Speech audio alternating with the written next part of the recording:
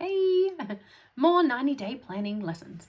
So, this one is about awareness and expectations. And so I think what's very important, and if you haven't been through a planning process such as this 90-day planning process that I've done before, then you may not have the right awareness and expectations around what you're going to feel when you get to the end of it.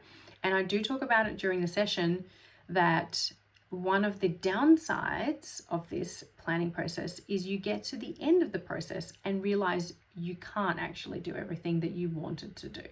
Okay, so you have to reset your expectations, which can be disappointing. However, the great thing about having gone through that process is you at least now have clarity and control and comfort over what you can do. Okay, because before you just had a giant list of things and you were wondering why you never got there.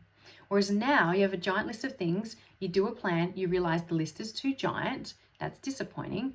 But hang on, that does mean I can actually hit these goals because I now have a plan for it.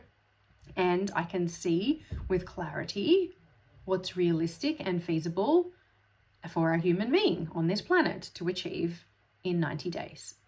Okay, so I think having that awareness is massive, but I want you to understand, yes, the emotions you're going to have at first when you first do your 90-day planning is boo-hoo, I can't do 100 things because it turns out I'm not actually 7 people, I'm 1 person.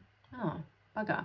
But it also starts making you get a little bit creative, okay? So you're like, okay, so I can't, but how could I?